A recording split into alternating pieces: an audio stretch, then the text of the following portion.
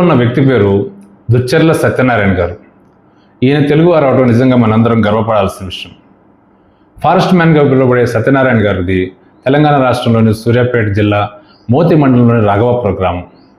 ఈయన గొప్పతనం ఏంటంటే, ఈ రోజుల్లో 10 గజాల స్థలాన్ని కూడా వదులుకోవడానికి ఇష్టపడని మనుషుల రోజుల్లో తనకు వారసత్వంగా వచ్చిన 70 ఎకరాల భూమిని మొత్తం ఫారెస్ట్గా మార్చేశారు. ఇప్పుడు ఆ ఫారెస్ట్లో కొన్ని లక్షల చెట్లు నాటించాడు. ఒక 7 చెరువుల వరకు నీళ్ళ కోసం 7 చెరువుల వరకు తవ్వించాడు. ఇప్పుడు కొన్ని వేల జంతువులు పక్షులకి అది ఆవాసస్థలంగా మారిపోయింది. నిజంగా ఇది ఎంత గొప్ప విషయం కదా. ఇంకో గొప్ప విషయం ఏంటంటే, దాంట్లో పండే ఏ పంట అయినా కానీ, ఏ యొక్క అటవీ ఉత్పత్తి అయినా కానీ ఆయన బయటికి తీసుకొని రాడు, అమ్మటం కానీ ఏం చేయడు. అక్కడ పండే ప్రతిదీ కూడా ఆ పక్షులకే చెందింది, ఆ జంతువులకే చెందింది అంటాడు. అవే వాటి ఓనర్సు, నేను వాటి సేవకుడిని అంటాడు. నిజంగా ఇలాంటిది విషయం మనం వింటున్నప్పుడు ఎప్పుడెప్పుడు సత్యనారాయణ కలుస్తానా అనే ఆశ కలిగింది.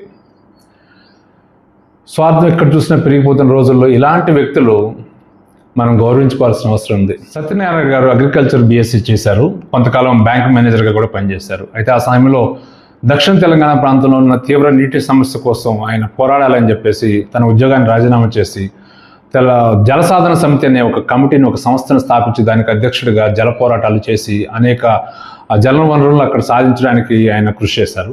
దాంతోపాటుగా తనకున్న 70 ఎకరాల భూమిని చిట్టడవిగా మార్చేశారు. అయితే బాధాకరమైన ఒక విషయం ఏంటంటే, కొన్ని వారాల క్రితం తన అడవిలో పశువుల కాపర్లు వచ్చేసి కొమ్ములు కొడుతున్నారని, చెట్లు కొట్టేస్తున్నారని సత్యనారాయణ గారు వెళ్ళి అడ్డుపడితే ఆ పశువుల కాపర్లు తిరగబడి సత్యనారాయణ గారి మీద దాడి చేసి ఆయన తలపగల కొట్టడం జరిగింది.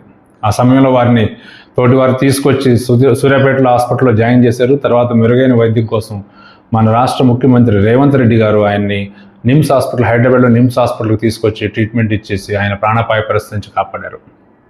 సత్యనారాయణ గారిని పర్యావరణ ప్రేమికుడను, ఫారెస్ట్ మ్యాన్ అను, జల సంరక్షకుడు అని చెప్పుకుంటే సరిపోదు. ఆయనకి సమాజంలో ఇవ్వాల్సిన సముచితమైన గౌరవం ఇవ్వాలి. అప్పుడే అనేక మందికి వారి జీవితం ప్రేరణగా ఉంటుంది, అనేక మందికి వారి గురించి తెలుస్తుంది. ఈ సందర్భంగా తెలంగాణ గవర్నమెంట్ నేను రిక్వెస్ట్ చేసేది ఏంటంటే, సత్యనారాయణ గారిని కేంద్ర ప్రభుత్వానికి పద్మశ్రీ అవార్డు ఇవ్వడానికి రికమెండ్ చేయవలసిందిగా కోరుకుంటున్నాను. ఈ వీడియో చూసిన మీరు కూడా ఈ వీడియోని అనేక మందికి షేర్ చేసి సత్యనారాయణ గారి గొప్పతనం అందరికీ తెలియజేస్తారని కోరుకుంటున్నాను. Thank you.